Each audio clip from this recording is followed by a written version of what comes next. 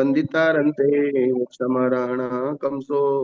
जय बोले पार्श्वनाथ भगवान की जय, महावीर भगवान की जय, शांतिनाथ भगवान की जय, आचार्य श्री शिव कोटि महाराज की जय, आचार्य श्री कुंतु सागर जी कनक नंदी पदम नंदी जी महाराज की जय, जिनवाणी माता की जय, श्रीमद जैन धर्म की जय। शाश्वती त्राज विराजमान आचार्य भगवत श्री वेदांति मुनि जी महामुनि राज की जय। गुरुदेव आपके श्री चरणों में हम सभी स्वाध्यायी बार बार त्रियोग शुद्धि पूर्वक नमोस्तु करते हैं और आपसे विनती करते हैं गुरुदेव हम सबका रत्नत्रय उज्जवल हो, दृढ़ हो, इसलिए हमें देशना दीजिए। नमोस्तु नमोस्तु नमोस्तु। अभी आप गाथा नंबर 47। मस्त तुम्हारे। गाथा क्रम 47। 47 ही चल रहा है ना? जी 93 नंबर पृष्ठ, बाकी लोगों के लिए जो समझना चाहते हैं पूरा 93 नंबर पृष्ठ है। एवं दंसन मारा हंतो मरणे असंजतो जति विकोवी सुविशुद्ध तिव्यलेशो परित संसारियो होई। इस प्रकार सम्यक दर्शन की आराधना करने वाला मरते समय यद्यपि कोई चौथे गुण स्थान वाला भी हो, किंतु सुविशुद्ध तीव्र लेशा वाला अल्प संसारी होता है। अब चूंकि चौथे गुण स्थान में 6 लेशा होती हैं, जी इसलिए इनको यहाँ विशेषण क्या लगाना पड़ा कि चौथे गुण स्थान वाला भी है लेकिन सुविशुद्ध तीव्र लेशा वाला। हाँ, चौथे गुण स्थान वाला मतलब अविरत है तो भी अगर उसकी लेशा अगर विशुद्ध है। हाँ, सुविशुद्ध तीव्र लेशा वाला अगर चौथे गुण स्थान में भी सम्यक दर्शन के साथ मरण करता है तो उसका संसार अत्यंत अल्प रह जाता है।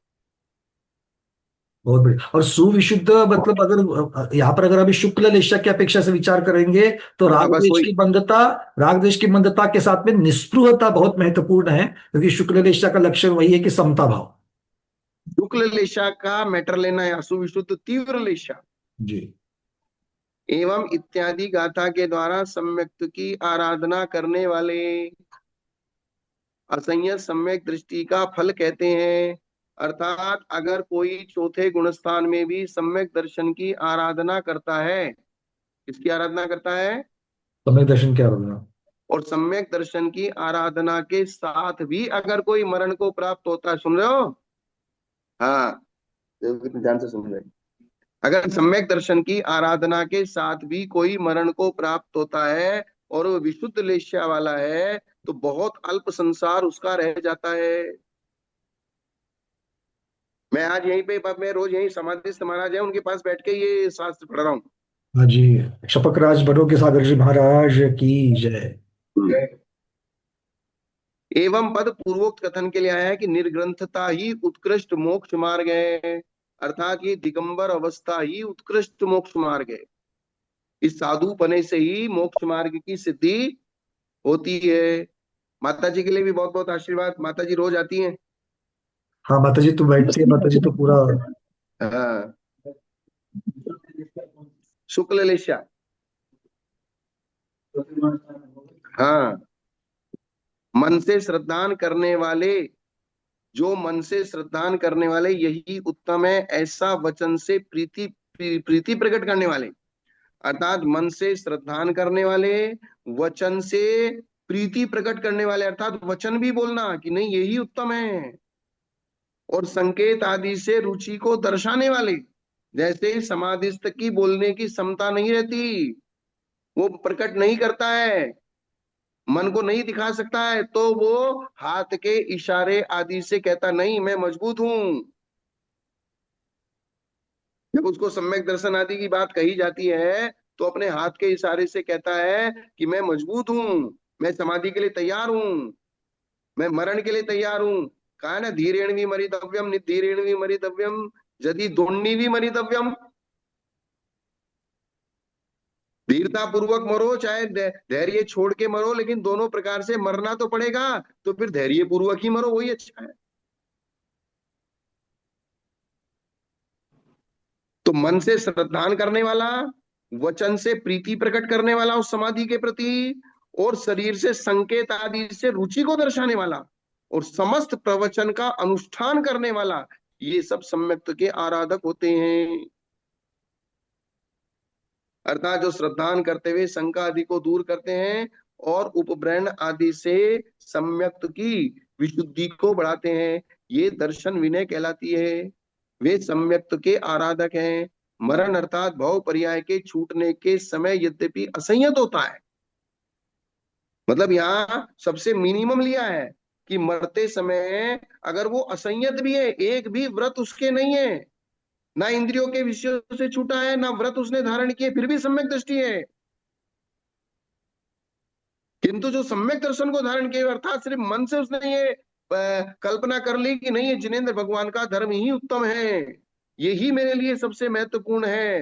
वो हाथ से इशारा भी कर रहा है, वचन से प्रीति भी दिखा रहा है, और मन से भी उसके अंदर उत्साह है, और सुविशुद्ध तीव्र लेशा वाला है, तो भी उसकी आराधना उसको बहुत आगे ले जाती है। कसाय से रंगी हुई मन वचन काय की प्रवृत्ति को लिस्सा कहते हैं। लिस्सा किसे कहते हैं? ये कषाय और प्रवृत्ति, मन वचन काया की प्रवृत्ति दोनों, कषाय और योग दोनों उसमें आ जाएंगे। तो लेस्या मूल किसका नाम है? कषाय मूलतः से रागद्वेष की अपेक्षा से ही होगी। और नहीं, लेस्या किसका नाम है? लेस्या की परिभाषा क्या है? लेशा की परिभाषा में जो कषाय से अनुरंजित है, अगर आप परिभाषा की चर्चा अगर हम लोग करेंगे, तो मुख्य साथ से चारित्र बहुनीय कर्म की अपेक्षा उसके चारित्र बहुनीय कर्म और उसके साथ में योग, ये दो चीजें उसमें होनी चाहिए। मूल जो लेस्या है, योगों की प्रवृत्ति को लेस्या कहते हैं। योग प्रवृत्ति को लेशा, ठीक है। जी जी। अब योग प्रवृत्ति का विशेषण क्या बनाया है कि वो योग प्रवृत्ति कसायों अनुरंजित, विशेषण से लगा रंगी करके हुई है। अनुरंजित, जी जी जी। तो कषाय योग प्रवृत्ति का विशेषण बना के प्रयोग किया गया है। तो इसका मतलब मूल चीज क्या है? लेस्या जी का मतलब क्या है? योगों की प्रवृत्ति लेस्या है। जी। कसाय से अनुरंजित योगों की प्रवृत्ति को लेस्या कहते हैं। तो योगों की प्रवृत्ति को लेस्या कहते हैं। लेकिन वो योगों की प्रवृत्ति, क्योंकि अगर इस प्रकार से योगों की प्रवृत्ति को लेस्या नहीं कहेंगे, क्योंकि 10वें गुणस्थान के बाद लेस्या तो होती है, लेकिन कषाय की प्रवृत्ति नहीं होती। तो भी लेशा होती है, मतलब अकेले कषाय से नहीं, योग भी अकेले योग से हो सकती है। जहां तक कषाय होती है, वो योगों की प्रवृत्ति कषायों से अनुरंजित होती है। जब कषाय छूट जाती है तो योगों की प्रवृत्ति सेपरेट होती है। जी। तो इसलिए लेशा, जब योगों की प्रवृत्ति कषाय से अनुरंजित होती है तब भी होती है, और जब कषाय से अनुरंजित नहीं होती है तब भी होती है। इसका मतलब मूल लेशा की परिभाषा क्या हुई? योग की प्रवृत्ति, योग की प्रवृत्ति क्योंकि अंत तक वही थी, उस पर टिकने वाली, तो योग की प्रवृत्ति को ही हाँ, लेशा था। तो इसलिए लक्षण ऐसा बनाना जो अंत तक चले। जी आगे ना समझ में? जी जी जी। अब उसके लेशा के 6 भेद है: कृष्ण, नील, कापोत, तेज, पद्म और शुक्ल। उनमें से अशुभ लेशा का निराकरण करने के लिए सुविशुद्ध पद ग्रहण किया गया है। क्या? हाँ, तो लेशा में से कौन सी लेंगे? तो अशुभ को नहीं लेना है, शुभ को लेना है, इसीलिए तो शुभ को लेने के लिए उन्होंने शब्द क्या? सुविशुद्ध लेशा। कौन सी लेशा? सुविशुद्ध।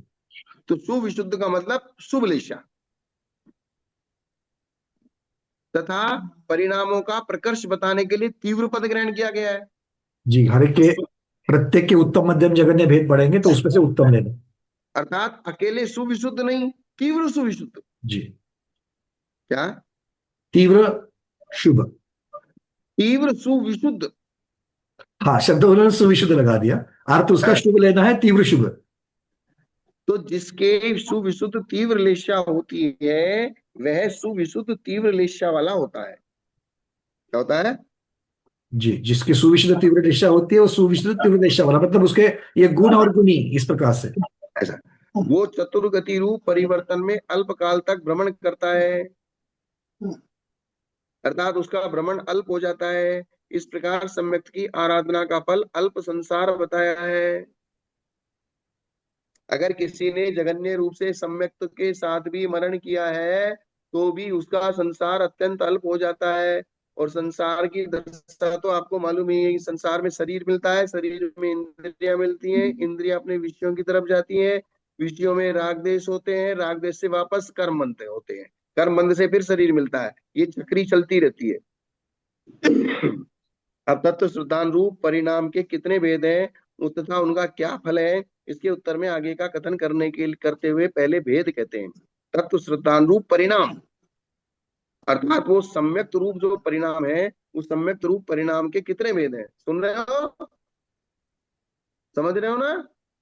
हाँ, गाथा कह रहे हैं, शेषाय भवा सप्तमज्जिमाय शुक्लेशाय संखेजा वा शेषा भवा जहन्नाय।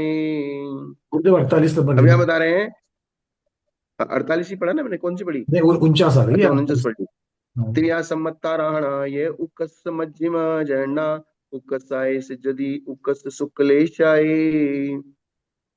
अब यहाँ बता रहे हैं सम्यक्त की आराधना तीन प्रकार की है। सबसे बड़ी बात यह है कि हम भगवती आराधना भी पढ़ रहे हैं और हमारे सामने छपक भी है और हमारे सामने सुनने वाले भी हैं। इस सुनने वालों का सौभाग्य कि ये मतलब सोने पर सुहागा हो रहा है ये। और हाँ, आप बैठे भी शाश्वत तीर्थराज मोक्ष भूमि में बैठे हो आप। ये चीज। छप्पक के दर्शन भी करा दीजिए। अच्छा, छपक के दर्शन कराऊं? कराइए। हाँ। आप मेरे, एक सेकेंड, दर्श तो इससे कराओ,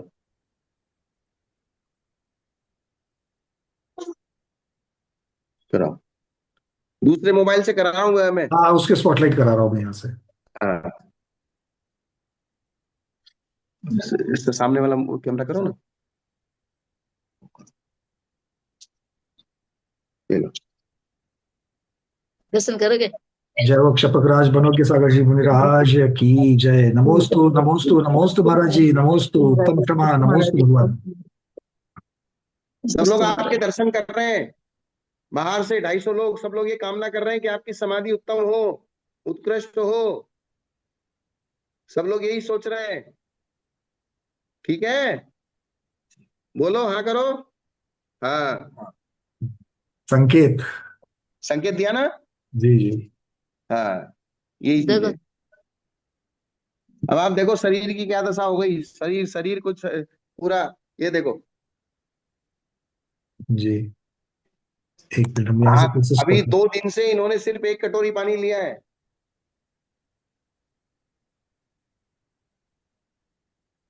एक कटोरी पानी के अलावा कुछ भी नहीं लिया है। अच्छे से करोगे ना समाधि? हाँ,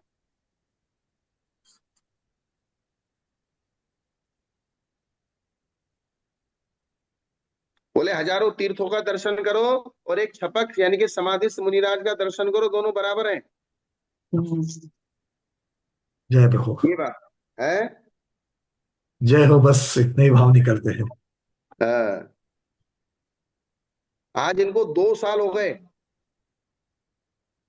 और ऐसी प्रतिकूल परिस्थिति में अपने भावों को शुद्ध रखना, विशुद्ध रखना, अपनी चर्या को निर्दोष करना। और दोनों तीनों टाइम सामायिक पाठ सुनते हैं, प्रतिक्रमण सुनते हैं, सारी व्यवस्था को सुनते हैं। और उनकी वैयावृत्ति कराने करने वाले भी महान महान महान संजय हो रहा है। अरे घर में ही आदमी बूढ़े आदमी का ध्यान नहीं रखता, बाहर तो क्या जाके ध्यान रखेगा। सही बात है, इसलिए वैयावृत्ति करने वाले। और वो भी क्षपक राज की वैयावृत्ति। क्षपक राज तो अब जब उन्होंने लिए से लेकर अब तक, उसके पहले तो वो मुनिराज उस अवस्था में भी एक उनकी चीज, वैयावृत्ति। एक चीज है, जिस धर्म में वैयावृत्ति करने वाले नहीं होंगे उस धर्म की कोई सेवा नहीं करेगा। जी। जिस धर्म में वैयावृत्ति करने वाले नहीं होंगे उस धर्म के पास कोई नहीं जाएगा।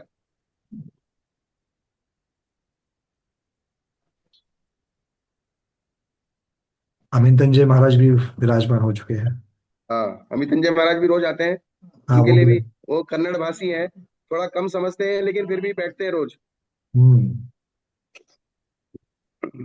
यहीं से शिखर जी से मेरे पास से ही गए थे प्यार करके। हाँ, आपने लास्ट टाइम बताया था। हाँ, तो इस प्रकार से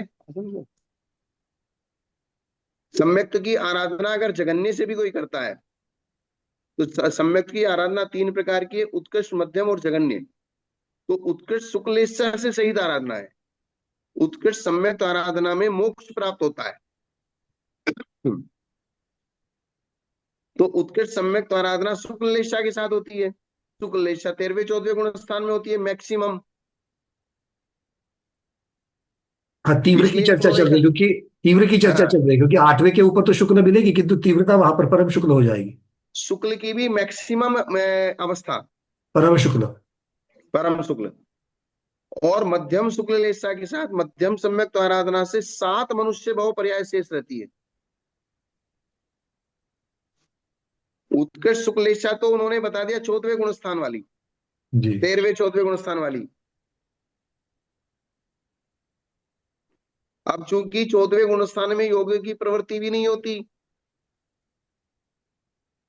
14वें गुणस्थान में योग रहते हैं कि अयोग हो जाता है, जी।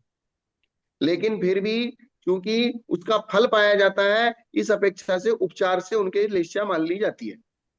अरे तो अलेश्या सिद्धों में जैसी है, वैसे भी उस वहां कथनचित अलेश्या हाँ, भी मान सकते हैं। एलिच्य भी मान सकते हैं।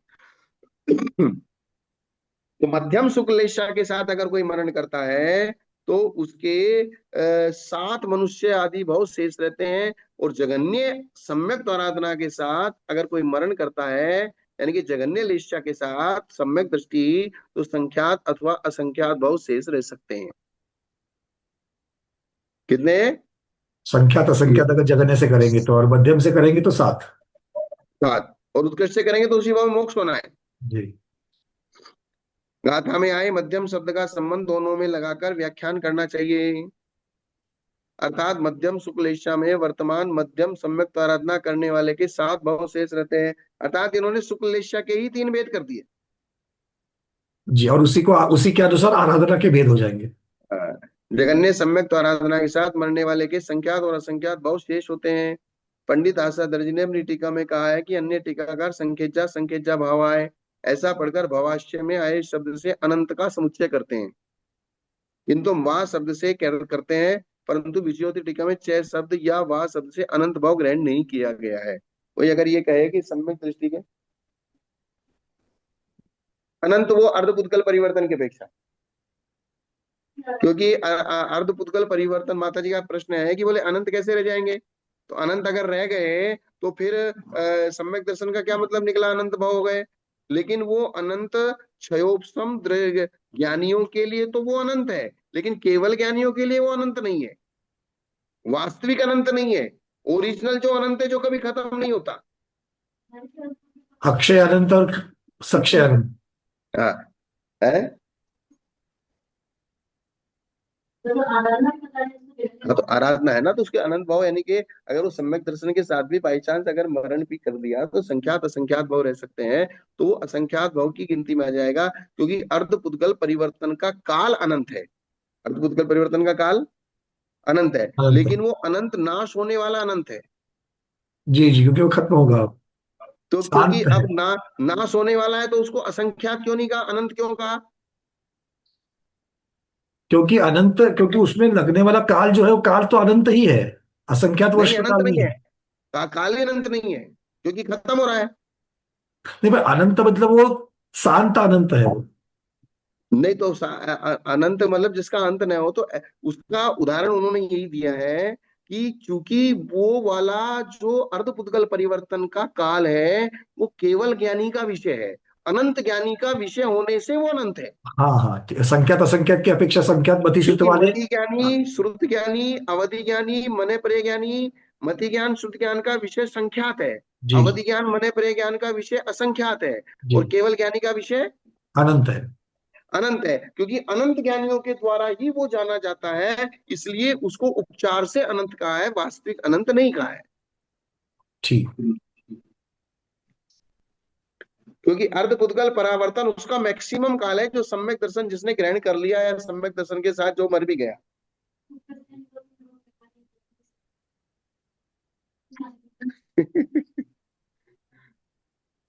इसलिए यहाँ है ना संख्यात असंख्यात भाव। अगर वो जगन्य लेशा के साथ मरण को प्राप्त हुआ है, तो संख्यात असंख्यात भाव हो सकते हैं उसके।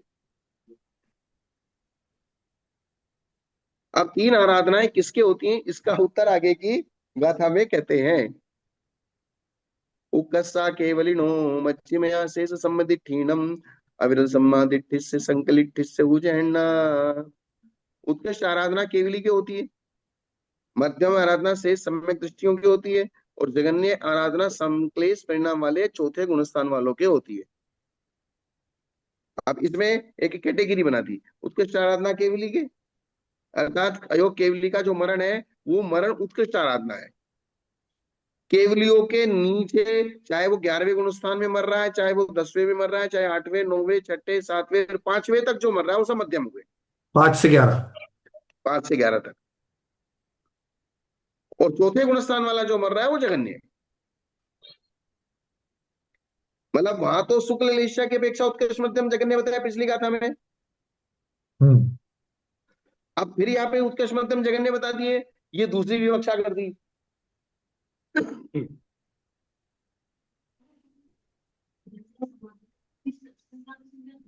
हाँ, यही तो बताया ना, यही बताया शुक्ल लेशा वाला भी, जो जघन्य शुक्ल लेशा से समाधि करता है उसके संख्यात असंख्यात भाव रह सकते हैं, और जो पंडित आसदर जी ने कहा अनंत भाव तक रह सकते हैं। तो शुक्ल लेशा ही होती है ना, चाहे वो जघन्य भी क्यों ना हो। और अब यहाँ दूसरी विवक्षा ये बताई कि केवली के उत्कृष्ट आराधना, और 5वें गुणस्थान से लेके 11वें गुणस्थान तक के वालों के मध्यम आराधना, और चौथे गुणस्थान वालों के, ये दूसरी विवक्षा हो गई। ठीक है ना पंकज जी। ये अब ये तो मतलब गुणस्थान क्या, एक लेशिया की अपेक्षा से कर लिया और एक गुणस्थान की अपेक्षा से हो गया। हाँ, उत्कृष्ट मध्यम जघन्य।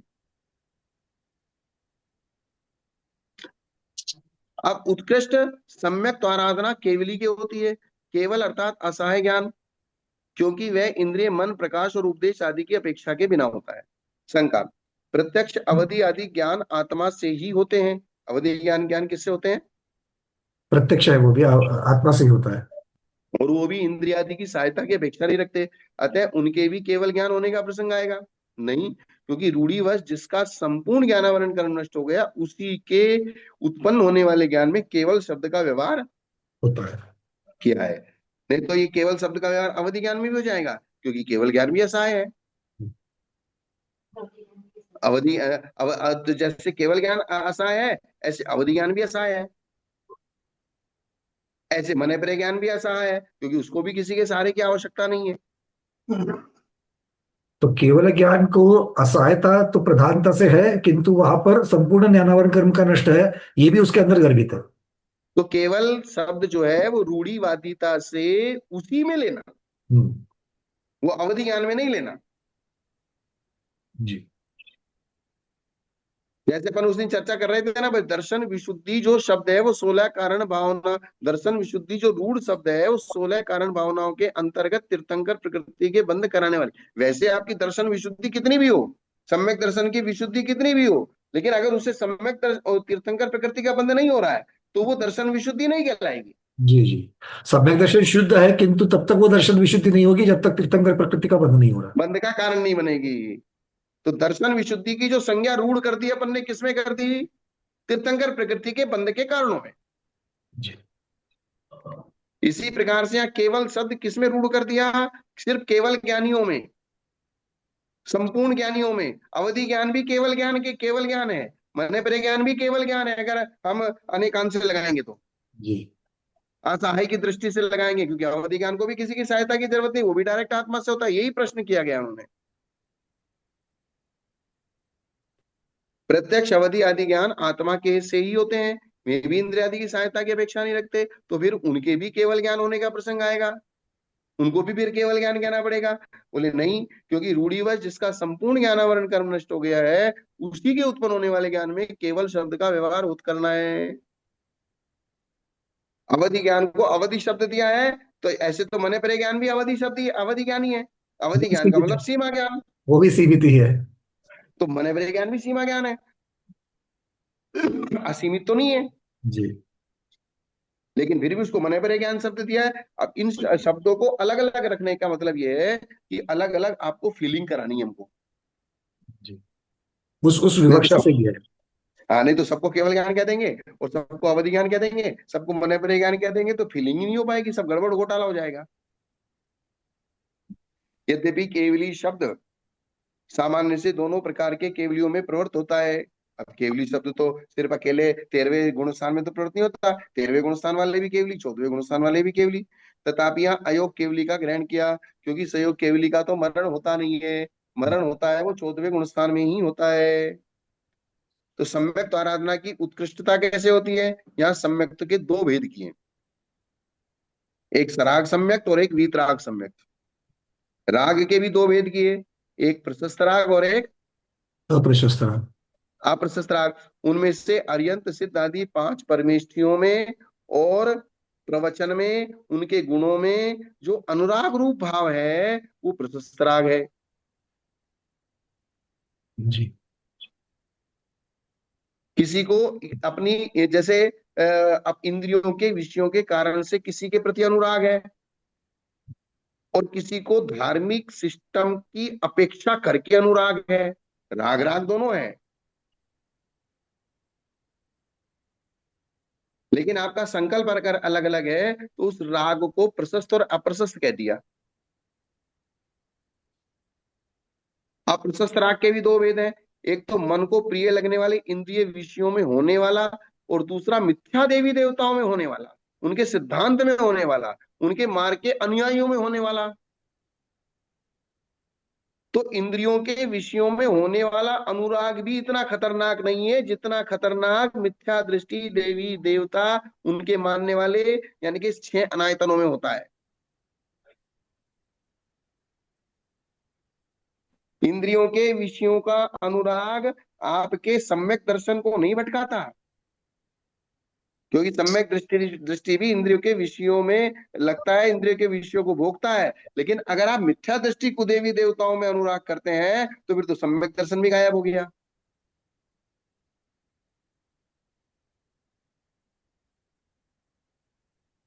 क्योंकि सम्यक दर्शन के सुरक्षित रहते हुए भी जीव अपने विषय भोगों को भोग सकता है और भोगता है। जी, एक एक श्रद्धान की बात है, दूसरी चर्या की बात है। चलेगी, लेकिन उसमें इसलिए बताया ना कि अगर आप मिथ्या देवी देवताओं के प्रति अनुराग रख रहे हो वो आपकी दुर्गति का कारण ज्यादा बनेगा। क्योंकि वो श्रद्धान भी वहां पर निकल गया। चारित्र्य तो था ही नहीं, श्रद्धान था वो भी निकल गया। वो भी निकल गया, अब कुछ भी नहीं बचा। वे अगर सम्यक दृष्टि भी थे तो भी मोक्ष मार्गी थे, सम्यक दृष्टि थे तो भी मोक्ष मार्ग थे। सम्यक दृष्टि मोक्ष मार्गी कहलाएगा कि नहीं कहलाएगा? बिल्कुल, शुरुआत वहीं से है। शुरुआत वहीं से। इसलिए दूसरा मिथ्या देवों में, उनके द्वारा कहे गए सिद्धांत में, उनके द्वारा कहे गए मार्ग में या उस मार्ग के अनुयायियों में जो प्रवृत्ति होती है वो दृष्टि राग है, अर्थात दर्शन राग है। उनमें से प्रशस्त राग सहित जीवों का श्रद्धान सम्यक दर्शन है, सराग सम्यक दर्शन। जो प्रशस्त राग वाला जो सम्यक दर्शन है वो सराग समय। सराग समय, और दोनों प्रकार के राग से रहित जिनका मोह और आवरण छीन हो गया है उनका श्रद्धान वीतराग सम्यक दर्शन है, यानी कि 11वें गुण स्थान में। और विवक्षात्मक 8वें गुण स्थान से या 7वें के 37वें भाग से भी लगा लो, क्योंकि बुद्धि पूर्वक राग द्वेष वहां नहीं होते। जी, आगे प्रवृत्त करने की शुरुआत हो ही गई वहां। 7वें गुण स्थान के 37वें भाग में बुद्धि पूर्वक राग द्वेष की कमी हो जाती है, अर्थात बुद्धि पूर्वक अगर राग द्वेष रहेगा तो उसका 7वां गुण स्थान 37वें वाला नहीं बनेगा। जी, वही तो झूलना है। छठे सातवें में करके जो बाद में सातवें में भी जो जाकर स्थिर हो जाते हैं अदर प्रवृत्त करने के पहले, तो वही अवस्था ही है। क्योंकि 7वें 8वें गुण स्थान में वो श्रेणी की तैयारी कर रहा है और श्रेणी में है और श्रुत ज्ञान के उपयोग में है, तो वो राग द्वेष के उपयोग में नहीं है। जी जी। राग द्वेष तो इसलिए कहा जा रहा है क्योंकि उसके अभी तक कषाय का उदय खत्म नहीं हुआ, क्योंकि कषाय का संपूर्ण उदय 10वें गुण स्थान तक चलेगा। जी, उपस्थिति की अपेक्षा है। तो कषाय के उदय की अपेक्षा उसको राग द्वेष का रागी द्वेषी कहा गया है, लेकिन बुद्धिपूर्वक उसमें राग द्वेष नहीं होते, जी, इसलिए उसको कथनचित उपचार से 7वें गुण स्थान से ही वीतरागी माना है। उस अपेक्षा विवक्षा लगा के। हाँ, उनका सिद्धांत वीतराग सम्यक दर्शन है। उसकी आराधना उत्कृष्ट है क्योंकि राग और मल का अभाव है तथा समस्त त्रिकालवर्ती पदार्थों के यथार्थ स्वरूप को ग्रहण करने वाले संपूर्ण ज्ञान के साथ होता है। से सम्यक दृष्टियों के मध्यम सम्यक आराधना होती है। उनसे सम्यक आराधना होती है। मध्यम। यहाँ से शब्द जो कहे गए हैं उससे अन्य का वाचक है, अतः केवली से अन्य जो असंयत सम्यक दृष्टि है वे शेष शब्द से ग्रहण किए जाते हैं। उन्हें उसमें अपवाद कहते हैं कि अविरत सम्यक दृष्टि के जगन्य सम्यक द्वारा आराधना होती है। अविरत सम्यक दृष्टि क्या होती है? जगन्य है, जगन्य क्या सम्यक सभी है। के होती है? इसके उत्तर में कहते हैं जो संक्लिष्ट है, जिसका चित्त परिचय से व्याकुल है, उस अविरत सम्यक दृष्टि के जगन्य सम्यक आराधना होती है।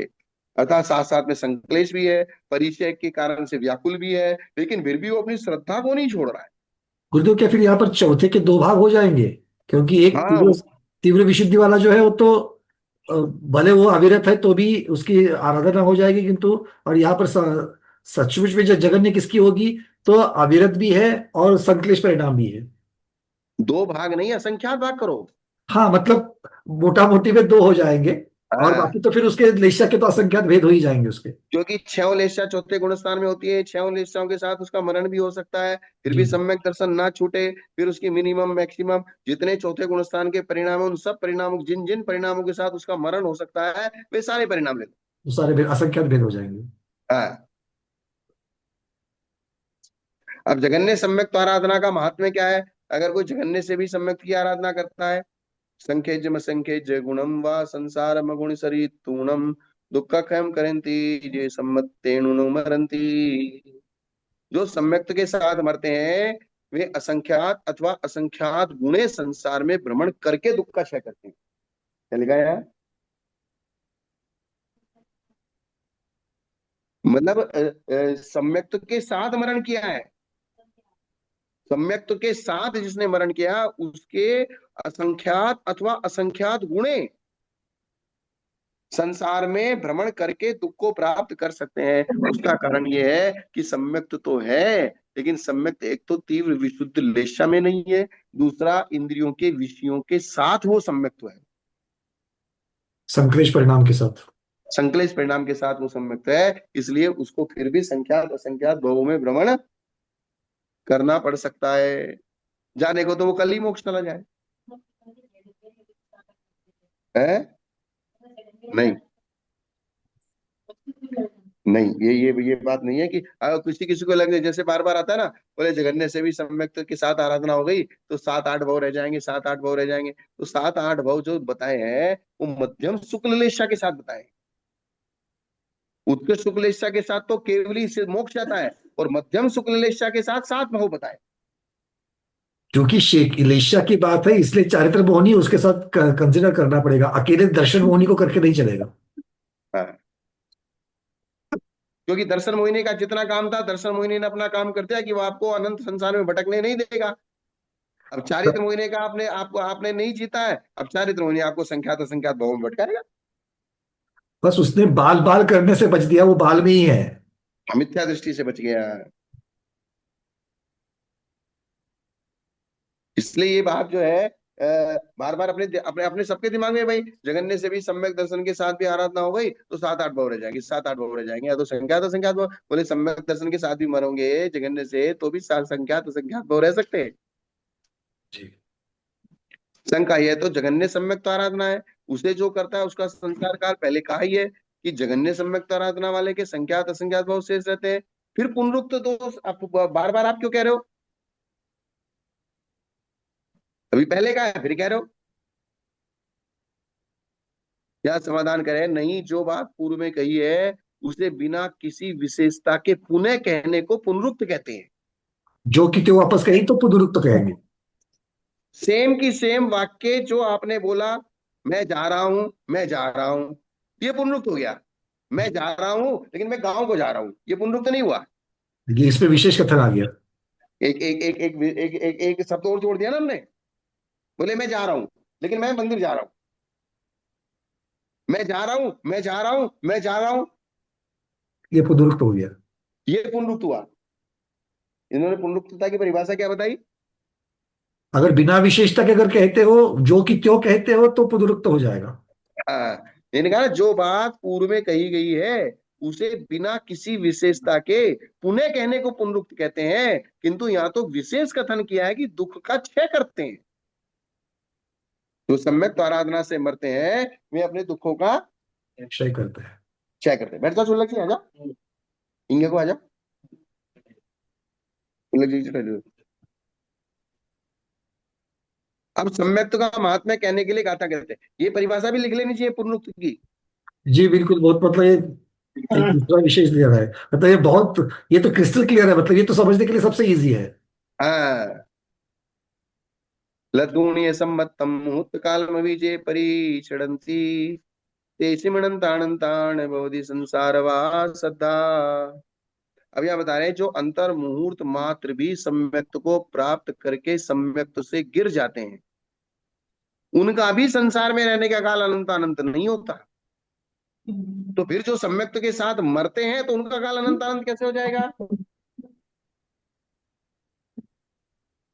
जो अंतर मुहूर्त मात्र सम्यक्त को अनादि मिथ्या दृष्टि ने प्रथमोपम सम्यक्त को प्राप्त किया और अंतर मुहूर्त रहा और फिर वापस वो मिथ्या दृष्टि हो गया, तो उसका काल भी अनंत अनंत।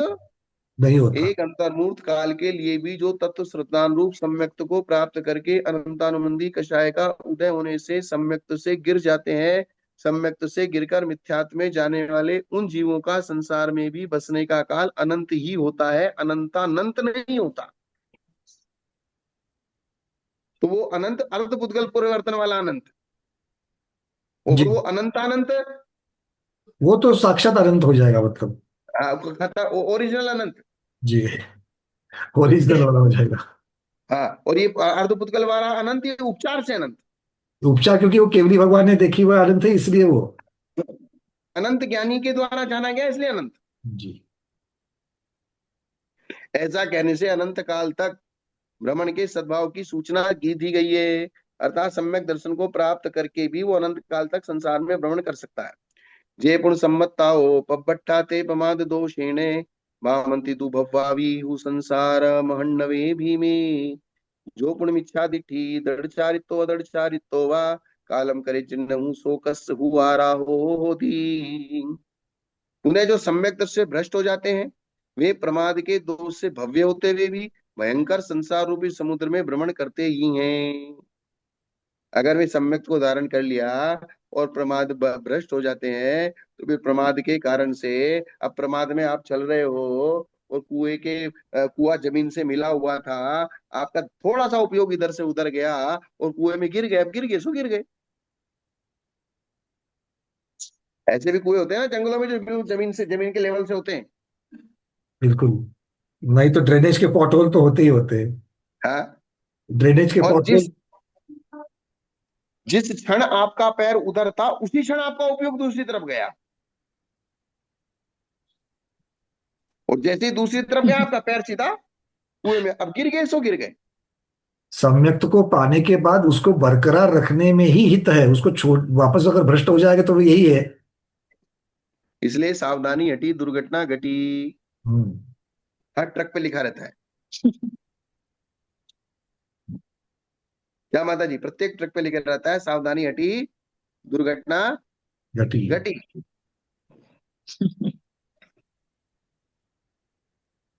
अब यहाँ बता रहे हैं इस गाथा पर विजयोदय टीका नहीं है, आसरा दर्जी ने भी इसकी टीका नहीं की है, अतः क्षेपक प्रतीत होती है किंतु प्रतियों में पाई जाती है, तथा गाथा भावन की विजयोदय टीका में तू शब्द एवकार अर्थो अत्र संबंधेन नहीं है। ऐसा वाक्य जिसका अर्थ होता है कि यहाँ तू शब्द का अर्थ एवकार लेना, आप पृथ्वी में पाठे तू शब्द एवकार अर्थो ब्राह्मत्यनंतरम नहीं है। तू शब्द का अर्थ एवकार है और उसे भामंती के अनंतर लेना चाहिए। इस गाथा 53 में भामंती दू पाठ है, इस दू या तू का अर्थ एवकार लेने के लिए कहा है, तय गाथा मूल की होना संभव है। अब ये तो उनकी चर्चा है। मिथ्या दृष्टि के सम्यक दर्शन का अभाव होने से वह उसका आराधक न होवे। चलो ये बात तो समझ में आती है, क्योंकि मिथ्या दृष्टि है, उसके सम्यक दर्शन है ही नहीं तो वो उसका आराधक नहीं होता, किंतु ज्ञान और चारित्र तो उसके हैं, वो उनका आराधक तो हो सकता है मिथ्या दृष्टि। भाई मिथ्या दृष्टि भी नो ग्रेव तक मुनि बन के ज्ञान और चारित्र के साथ से, चारित्र के हिसाब से तो जाता है। इस शंका को दूर करने के लिए आचार्य कहते हैं तम इच्छतम जम सद्धरणम तच्चाण होय अत्थानम संशयीवण विज्ञम अनभिज्ञम च तम तिविहम। जो पुनः मिथ्या दृष्टि है, ये क्या था है ना 54, ये 55 पढ़ दी मैंने। हाँ, ये 55। 54 की गाथा कहाँ गई? 54 क्या था, ऊपर ही पढ़ दी थी मैंने। हाँ, आपने दो लिए एक साथ ऑलरेडी। हाँ। अब जो पुनः मिथ्या दृष्टि है और दृढ़ चारित्र वाला है अथवा अदृढ़ चारित्र वाला हो, और मरण करे तो वो किसी का भी आराधक नहीं होता है। सीधी सीधी सी बात है। मिथ्या दृष्टि दृढ़ चारित्र वाला हो चाहे अदृढ़ चारित्र वाला हो, उसके चारित्र का हम क्या करें। बिना सम्यक दर्शन के सब मिथ्या। सब मिथ्या हो गया। जो मिथ्या दृष्टि अर्थात तत्वार्थ सिद्धांत से रहित है, इसलिए और लोक में जो पूजा होती है वो चारित्र से होती है। हाँ, लोक में चारित्र से होती है। लोक में जो पूजा होती है वो किससे होती है।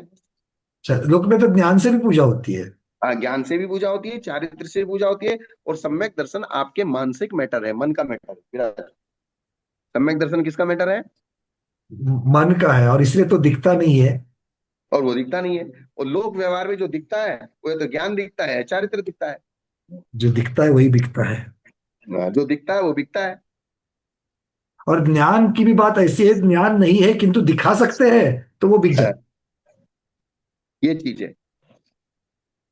इसलिए उन्होंने कह दिया, जैसे वर्तमान में किसी का चारित्र तो बहुत पहुंचा हुआ है, बिल्कुल भी किसी से कोई मतलब नहीं रखता, कि बिल्कुल निष्प्रिय रहता है, बिल्कुल वितरागियों की तरह रहता है, ये करता है वो करता है, सब कुछ है, लेकिन आगम को सही नहीं मानता है, या आगम में फेर फार करता है, या जिनेन्द्र भगवान की वाणी में बदल करता है, या उसको अपने तरीके से कहता है। कितनी गहरी बात है ये। हाँ। मतलब चारित्र की अपेक्षा से तो सारी, क्योंकि चारित्र का पालन करना इतना आसान तो है ही नहीं है। मतलब वो तो क्लेश वाली बात है। मतलब अगर देखा जाए तो बहाना तो सुख ठीक है, किंतु अगर एक गृहस्थ की अपेक्षा से देखा जाए तो चारित्र का पालन करना तो दुखदाई होता है, क्योंकि उसमें तो सारा सुख भोग विलास सब छोड़ करके चारित्र को धारण करना है। और चारित्र को इसलिए धारण तो किया है, किंतु अगर श्रद्धान सही नहीं है तो गड़बड़ सारी, मतलब पूरा का पूरा खत्म हो जाएगा। इसलिए हमारे आचार्य कितने दयालु थे, तुम्हें सम्यक दर्शन को मतलब बहुत बिना परिश्रम के तुमको बहुत आसानी से आपको सम्यक दर्शन को प्राप्त कर लो, मानसिक परिवर्तन कर लो, और बहुत सारे काम तो ऐसे ही निपट जाएंगे तुम्हारे। जी। और बहुत मेहनत करके भी नहीं निपटेगा, दृढ़ चारित्र धारण करके भी, मिथ्या दृष्टि रह के। इसलिए हमारे आचार्य आपको लेबर नहीं बनाते, इंजीनियर बनाते हैं। क्या बात है, बहुत सही। क्या। लेबर नहीं बनना है, इंजीनियर बनना है। हाँ, दिमाग होना चाहिए, श्रद्धान होना चाहिए, कागजों पे लाइन गिना तो फिर चारित्र कोई बहुत बड़ी चीज नहीं है सम्यक दृष्टि के लिए। और मिथ्या दृष्टि का चारित्र चारित्र होता ही नहीं है, तो उन्होंने कहती सीधा से कहते हैं मिथ्या दृष्टि का चारित्र कितना भी बड़ा हो, लेकिन वो आराधक किसी भी का भी आराधना सम्यक दर्शन का आराधक है, न ज्ञान का और न चारित्र का और न तप का, कुछ नहीं है उसके। उसके पहला गुण स्थान है। तो Yes. पहले गुण स्थान में ना तो गुण श्रेणी निर्जरा होती है, पहले गुण स्थान में ना किसी भी एक भी प्रकृति का संवर हुआ है, अर्थात बंधु विच्युति हुई है। सब कुछ वही, जो जो संसार वाली चीज है सब है वहां पर। सारी चीज वही है। सांसारिक वैभव तो मिल जाएगा। है। सांसारिक वैभव तो मिल ही जाएगा। हाँ, संसार वैभव मिल जाएगा। संसार वैभव तो आप कुछ भी ना करो तो भी मिल जाएगा। बट संसार वो तो संसार में ही है ना, उसमें क्या तुम्हारा ही है संसार तो। बट वो भी कब तक मिलेगा गुरुदेव, जब तक भाई पुराना है। संसार किसका है, संसारियों का। संसार संसारियों का है। हाँ, तो वो कहाँ जा रहा है। कभी तुमको भरपूर सोना चांदी मिल जाएगा, कभी भरपूर जमीन जायदाद मिल जाएगी, कभी भरपूर वैभव मिल जाएगा, कभी कुछ नहीं मिलेगा, कभी मिल जाएगा। कोई बात नहीं, उसी जमीन में कभी तुम कीड़ा बन के पैदा हो जाओगे, कभी कभी कुत्ता बिल्ली बन के पैदा हो जाओगे, और उसी जमीन के कभी मालिक बन के इंसान बन के पैदा हो जाओगे। जमीन तो वही वही है, वही बंगला है। उसी बंगले में चूहे बन के घूम रहे हो और उसी बंगले में मालिक बन के घूम रहे हो, जीव तो होके वही हो। जितना ज्यादा है उतना छोड़ने में तकलीफ होगी। क्या। भाई जिस घर में आज आप बैठे हो, आपने जिस घर को बनाया है, कल को मर के उस घर में कुत्ता हो गए। बिल्कुल, ये कुछ हम्म। भी हो सकता है कि जितनी आसक्ति रखोगे उतनी आसक्ति के साथ तो वापस घूम करके आएंगे वापस। अब वो कुत्ता अब 24 घंटे उस घर के सामने से हटता नहीं, रखवाली करता है, पहले भी यही करते थे।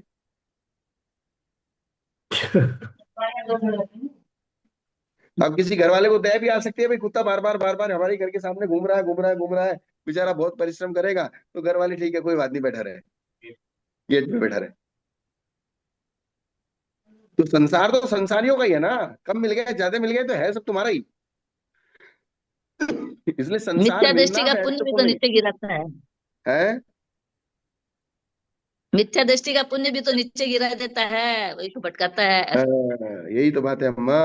मिथ्या दृष्टि पुण्य को आसक्ति पूर्वक भोगेगा, अभी भटकेगा। सुबह हम श्लोक वार्तिक में पढ़ रहे थे कि अभी वर्तमान में कि बोले पुण्याश्रव के बिना मोक्ष की प्राप्ति नहीं होगी।